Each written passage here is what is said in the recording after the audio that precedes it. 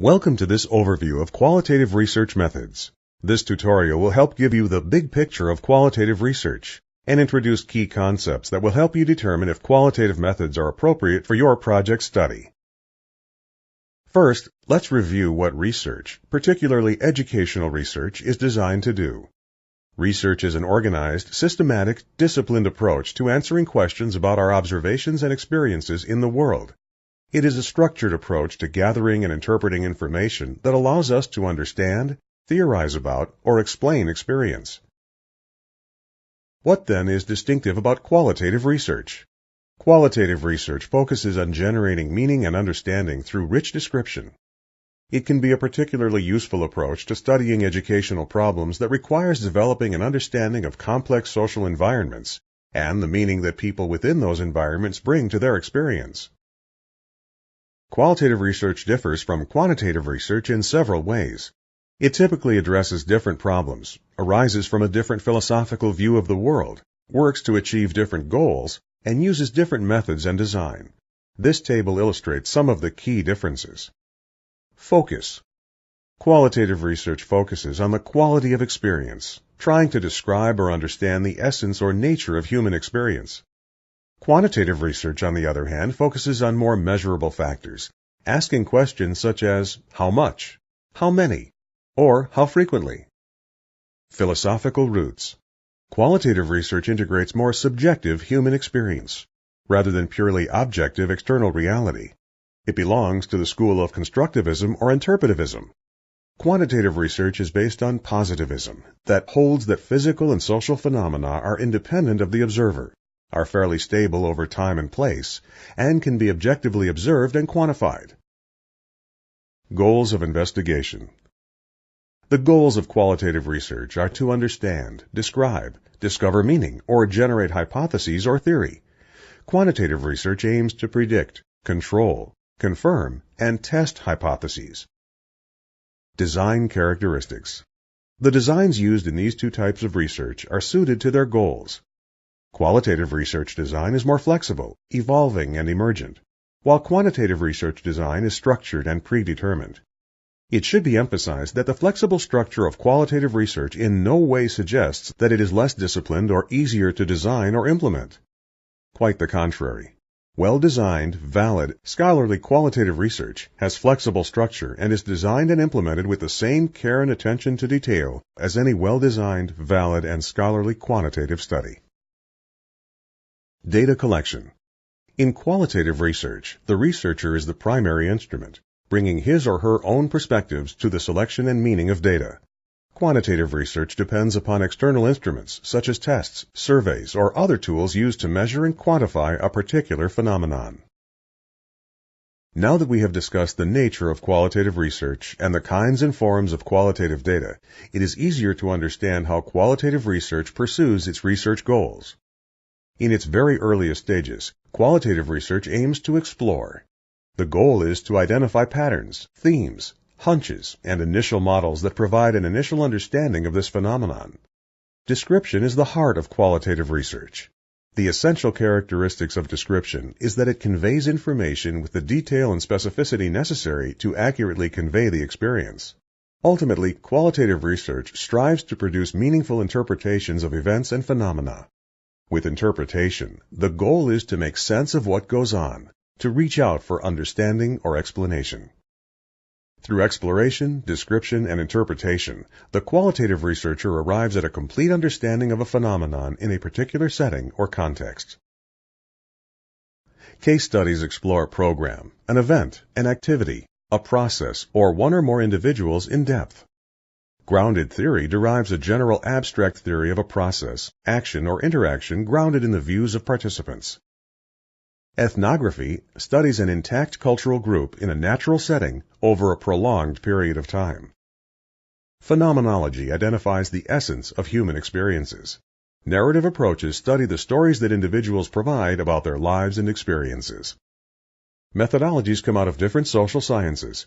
For example, ethnography has its roots in anthropology, while grounded theory got its start in sociological research. Phenomenology is rooted in the philosophy of phenomenology. Case study can combine any number of qualitative and quantitative traditions and techniques in order to meet the specific needs of the research situation. Case study is perhaps the most flexible methodology, able to bend several traditions into a valid research design. Consequently, it is among the most widely used research methodologies, particularly for applied research. Qualitative data are typically obtained from sources such as interviews, focus groups, observations of real-life settings, and existing documents. One study may include data from one, several, or all of these sources. For example, a researcher studying a school environment might observe students as they work on daily tasks in the classroom, including students' reactions to the activities, such as body language and facial expressions. A researcher might interview the teacher and students individually, or as part of a small group, about what they were thinking or feeling during the lessons. She may also examine documents such as student work samples and lesson plans to paint a holistic picture of the educational experience. As you plan your research study, you must create a justification for your data collection methods in order to explain why the methods you propose are the most appropriate and most effective way to understand the phenomenon or focus of your study. Before you collect any data for your study, you must receive approval from Walden's Institutional Review Board, or IRB. Visit Walden University's IRB website in order to make sure that you obtain the proper permissions to collect and use data. Qualitative data analysis follows three basic steps. First, the researcher prepares and organizes the data. This could include transcribing interview notes, organizing field notes from observations, or ensuring all documents to be included in the analysis are present and available. Second, the researcher reduces the data by identifying themes, coding data elements, and creating categories. Finally, just as quantitative data must be presented in tables or figures, qualitative data can be presented in narrative form, tables, or visual diagrams. In qualitative research, the data analysis process is flexible and designed to meet each study's needs, but also follows an established protocol and relies on rigorous methodological approaches. The processes of analysis and preparing results are not distinct steps, but are interrelated and often occur simultaneously. In qualitative research, validity is the extent to which the data and the interpretation of the data are credible. Qualitative researchers use different terms to refer to validity. Maxwell uses validity. Lincoln and Guba use trustworthiness, and Creswell uses validation. In addition, these authors use other related subterms. It is important for students to use one recognized author to define all relevant terms for validity. For instance, Lincoln and Guba use 4 additional terms to specify different aspects of trustworthiness: credibility, transferability, dependability, and confirmability. As with any research approach, the researcher must take steps to ensure the validity or accuracy of the research findings. In qualitative research, validity is the extent to which the data and the interpretation of the data are credible.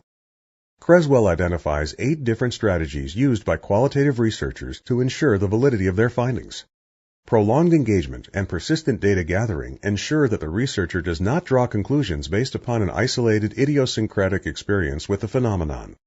Using rich, thick description ensures that a sufficient level of detail about the phenomenon studied is included, so that others might draw the same or similar conclusions. Triangulation refers to using multiple data sources in order to build up a complete picture of a phenomenon. Member checking allows the researcher to present the study's findings or conclusions to the original participants, so they can comment on whether they believe their perspectives are accurately portrayed. Presenting negative or discrepant information acknowledges observations or findings that run contrary to the study's key themes. Clarifying one's biases as a researcher similarly acknowledges those preconceptions or biases that will inevitably color the study's conclusions. Peer debriefing enlists the aid of a person other than the researcher to review the findings and ensure that they make sense. Finally, an external auditor is someone not familiar with the researcher or the study who can review the study's overall logic, coherence, and consistency. When considering whether a qualitative approach is right for your study, ask yourself the following questions. First, what kind of phenomenon are you planning to study? Is it related to some aspect of human experience that cannot be counted or expressed in numbers? Does it relate to subjective experience, cultural characteristics, personal perspective, idiosyncratic ideas, or comparisons of intangibles? Second, what do you want to know about the phenomenon? Can you find out what you want to know by immersing yourself in the environment in which you will study the phenomenon, by observing or talking to people within that environment, or by studying the materials they have created? Third, why are you doing the study? Are you interested in interpreting, generating meaning, and gaining a holistic view of a phenomenon, rather than in comparing, measuring, or quantifying a phenomenon? If you answered positively to these questions, qualitative research may be the right choice for your study. Qualitative research is a powerful method of studying the implicit as well as the explicit. It accomplishes this by focusing on personal perceptions of the world and the experiences of people as they construct the reality in which they live. Because of these characteristics, qualitative research can be a powerful tool for social change. As a Walden student, social change is a feature of every student capstone. Qualitative methods may help you meet this requirement. Once you have decided to embark upon the process of conducting a qualitative study, use the following steps to get started. First, review research studies that have been conducted on your topic to determine what methods and research traditions were used. Consider the strengths and weaknesses of the various research traditions, data collection methods, and data analysis methods. Next, review the literature on qualitative research methods. Every aspect of your research has a body of literature associated with it. Just as you would not confine yourself to your course textbooks for your review of research on your topic, you should not limit yourself to your course texts for your review of methodological literature. Read broadly and deeply from the scholarly literature to gain expertise in qualitative research. Additional self-paced tutorials have been developed on different methodologies and techniques associated with qualitative research. Make sure you complete all of the self-paced tutorials and review them as often as needed. You will then be prepared to complete a literature review of the specific methodologies and techniques you will use in your study.